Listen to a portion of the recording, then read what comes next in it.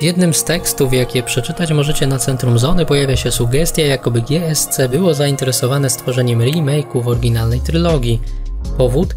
No oczywiście przede wszystkim typowo pecetowy rodowód serii, która wraz z wydaniem pełnoprawnej części drugiej zawita, jak doskonale wiecie, na konsolę Microsoftu. Rozsądnie jest więc założyć, że po Stalkera 2 sięgną przede wszystkim ludzie znający poprzednie odsłony, ale Zew Prypeci wyszedł już 13 lat temu i trochę się od tego czasu pozmieniało. Przede wszystkim drastycznie zwiększyła się baza odbiorców. Branża gier ciągle rośnie i choć wiek statystycznego gracza w Stanach Zjednoczonych to już raczej stateczny pan po 30, a nie byle jaki koprowąs przed mutacją, to we wszystkich grupach wiekowych zainteresowanie rośnie. Na ten moment nie widać żadnych śladów tego, by branża zamierzała gwałtownie zahamować, no a że przyrost dotyczy po prostu graczy, niezależnie od platform, coraz więcej producentów będzie chciało pokrywać coraz większą część rynku, no i jest to sytuacja całkowicie normalna. W przedostatnim tygodniu lipca sprzedało się nieco ponad 265 tysięcy sztuk PS5 i ponad 191 tysięcy Xboxów Series X i Series X, co w porównaniu do analogicznego okresu w 2015 roku z PS4 i Xboxem One oznacza wzrost kolejno o 85 i 113 tysięcy. Największym rynkiem są oczywiście Chiny, ale zaraz za Chinami znajdują się Stany Zjednoczone, Japonia oraz Korea. Jeszcze rok temu na 8. miejscu znaleźć mogliśmy Rosję, no ale teraz chyba lepiej będzie szukać Rosji gdzieś indziej, na przykład tutaj. GSC jako firma, no miejmy nadzieję świadoma przemian na rynku w ostatnich latach, celuje ze Stalkerem 2 w bardzo szeroki segment tego rynku właśnie, bo oto z jednej strony seria wraca na PC-ty, ale z drugiej otwarcie randkuje z konsolami. Naiwne byłoby myślenie, że na Xboxie się to skończy, bo to przecież kwestia czasu, gdy Stalker 2 zawita również na PS5. No i dobra, ale w tych konsolowych dywagacjach tak naprawdę jedna rzecz jest najistotniejsza i chyba taka podstawowa. Stalker to seria. Ten świat ma już jakąś historię, ba sequel będzie mniej lub bardziej ciągłością względem trylogii, to taką ciągłością troszkę jadącą na nostalgii, jak pamiętamy chociażby ze zwiastuna z gameplayem. Portal Toyzone przygotował jakiś czas temu mapę najpopularniejszych platform na świecie podzieloną na poszczególne kraje.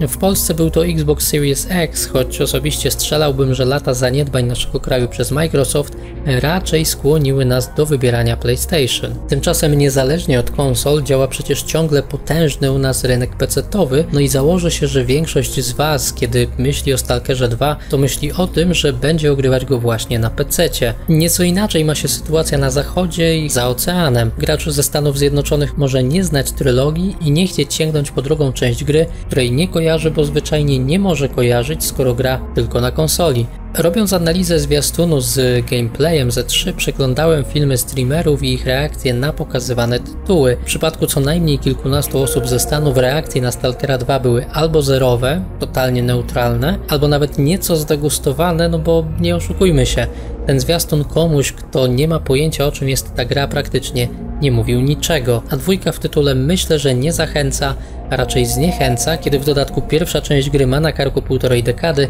wymaga grania na kompie i powstała w czasach, kiedy FPS-y na padach były jeszcze kwestią mocno dyskusyjną. This makes me wonder why I've never really played a Stalker game in the past.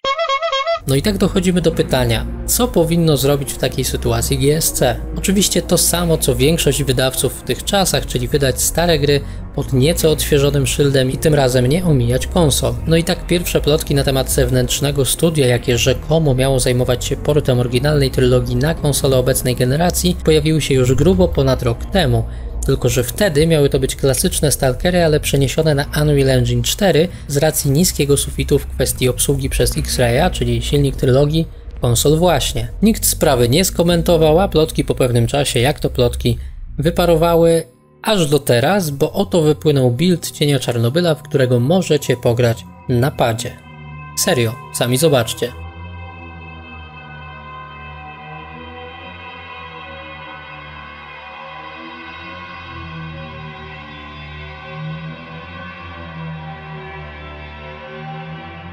Były już youtuber o pseudonimie Nieważne Kto przypisuje sobie zasługę zdobycia tej kompilacji, jak i kilku innych rzeczy związanych z tworzeniem Stalkera 2 oraz samym GSC. Nie wiem jak było naprawdę, ale wiem, że gość jest takim samym frustratem jak lwia część rosyjskich orków komentujących zakaz sprzedaży Stalkera 2 w Rosji i wojnę na wschodzie jako taką. Albo nawet większym, bo nie wiem czy pamiętacie jeszcze prezenty, jakie kilkanaście osób związanych jakoś tam ze Stalkerem dostało od GSC jako taką bardzo prymitywną, jedną z pierwszych akcji promocyjnych gry. Jeśli nie, to możecie sobie zajrzeć na Centrum Zony, tam sprawę kilka razy opisywaliśmy. W ostatnim filmie na swoim kanale Nieważne Kto najpierw pieprzy jak potłuczony przez kilka minut, narzekając na wszystko co się tylko da i prezentując swoje teorie wyssane z dupy Nestora, a potem demonstracyjnie podpala bluzę z logiem Stalkera 2 otrzymaną właśnie od GSC i po raz enty zapowiada, że to już jest koniec, że już się tym nie będzie zajmował, że daje sobie spokój, bla bla bla. Ostatecznie, skoro nieważne kto, to może faktycznie nieważne i nie gadajmy o nim, a przejdźmy już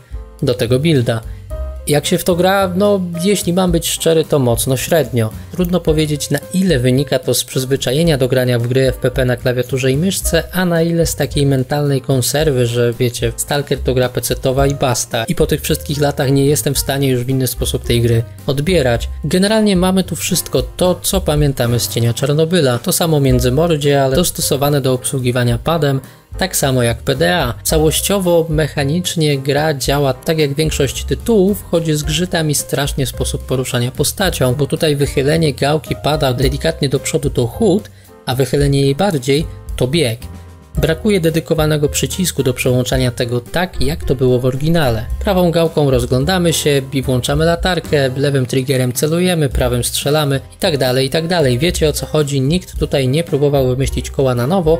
Jeśli tylko mieliście do czynienia z jakąkolwiek grą pierwszoosobową na konsoli, to odnajdziecie się tutaj bardzo szybko. Oczywiście build jest dziurawy jak umysł pewnego Daniela i sypie się równie chętnie co wspomniany Daniel na najbliższym komisariacie po przyłapaniu go ze sproszkowaną witaminą C w torebce, którą to chciał zaimponować kolegom spod obskurnej mordowni gdzieś na warszawskich Bielanach. Znaczy działa kiepsko, ale działa. Da się w to grać na padzie w miarę komfortowo, można się też przełączyć na myszkę i klawiaturę i możliwe, że przy odrobinie samozaparcia udałoby się dojść w ten sposób do końca gry. Od strony nieco bardziej technicznej mamy tutaj do czynienia z Cieniem Czarnobyla przeniesionym na X-Raya w wersji 1.6, czyli takiej jaka napędzała Zew Prypeci. Struktura folderów builda wskazuje na to, że podobny los mógł spotkać także Czyste Niebo i właśnie Zew Prypeci, chociaż w tym ostatnim pewnie zamknęłoby się to w kwestii dodania sterowania padem.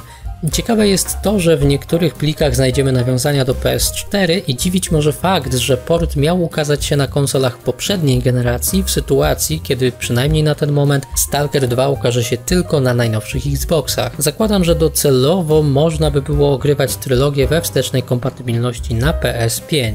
W jednym z plików konfiguracyjnych natrafić można na komentarz napisany najprawdopodobniej przez niejakiego Olega Woroncowa, zatrudnionego w firmie Everreels, zajmującej się portowaniem gier. To podobno przy ich udziale powstały konsolowe porty ostatnich gier Larian Studios, czyli dwóch części Original Sin oraz Baldur's Gate 3. Ponadto współpracowali z Saber Interactive, THQ Nordic oraz kilkoma mniejszymi firmami, tworząc porty głównie na Switcha. Opublikowanie tego builda oczywiście oznacza koniec współpracy z GSC, choć możliwe, że stało się to już wcześniej. Everreels jest firmą rosyjską i jakoś trudno jest mi sobie wyobrazić, że przy obecnym klimacie Ukraińcy z GSC chcieliby robić interesy z Rosjanami. No właśnie. Tak jak mówiłem, losy konsolowego portu przynajmniej w tej formie wydają się być przesądzone. GSC konsekwentnie nabiera wody w usta i nie komentuje plotek, a na wyciek danych osobowych i pojawiające się ciągle groźby reaguje ze stoickim spokojem, świętując na przykład Dzień Arbuza, kiedy wszyscy oczekują jakiegoś twardego, konkretnego stanowiska. W zaistniałej sytuacji tak naprawdę to chyba i tak najlepsze co można zrobić, a wszystko inne będzie karmieniem śmierdzącego, wyjątkowo agresywnego trolla. Gdybyście sami chcieli sprawdzić kompilację, to w opisie filmu macie link.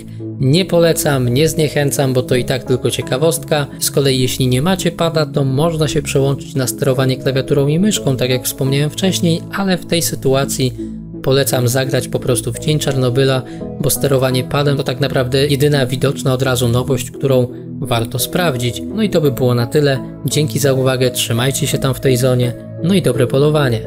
Stalker.